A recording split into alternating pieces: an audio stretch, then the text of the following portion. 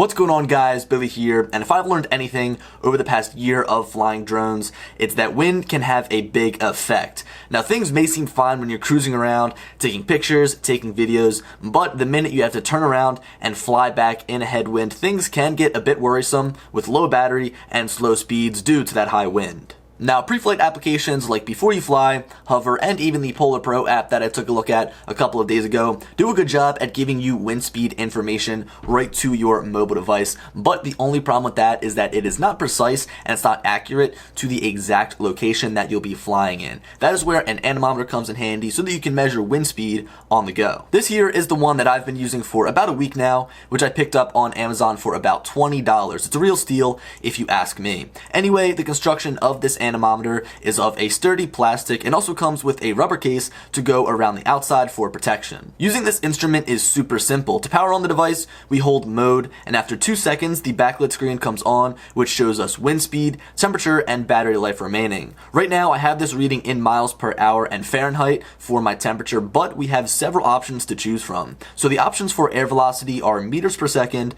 kilometers per hour, feet per minute, knots, and miles per hour. For temperature, we of course have Fahrenheit and Celsius. Now, a cool thing about this specific anemometer is that it not only reads the current wind speed as the fan spins around, but it can change between the maximum wind speed, the average wind speed, and finally the wind chill, which we probably won't be using for flying our drone. I typically like to let it read the current wind speed so that I have the most up-to-date information. A few final things to note about this anemometer: the air velocity range is between 0 to 65 mile per hour winds. As for the other units of measurement, I will put some conversions up on the screen. Now, this should be perfect for any normal day of flying, as if you're dealing with 65 mile per hour winds or anything over that, you definitely won't be flying. Now, as for the accuracy of the device, the instructions claim that it is accurate within 5% over or under the actual wind speed. For me, that is just perfect. Now, let's get outside and test this thing. So to begin, I pulled out my phone to check out what the weather app was saying as far as wind speed was concerned.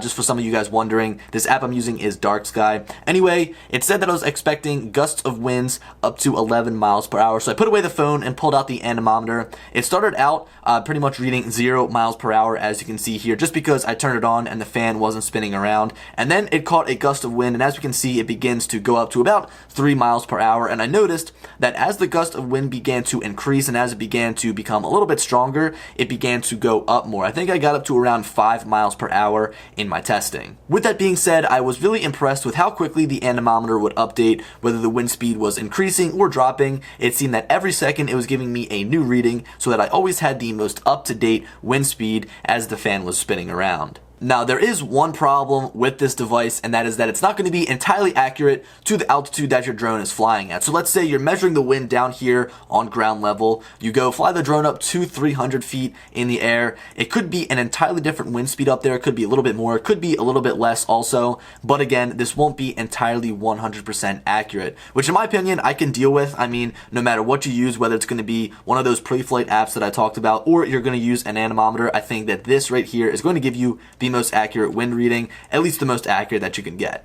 But guys, I would highly recommend picking up one of these if you own a drone. I'll throw a link down in the description to the exact one that I featured in this video, but there are like tons to choose from, some that are bigger, some that are smaller, some that might be more precise, some more expensive, but in my opinion, this was like the best blend of everything. I think it looks pretty cool, it's pretty compact, it was only 20 bucks, so in my opinion, this was the go-to. Anyway guys, hope you enjoyed the video, and as always, I'll talk to you later. Peace.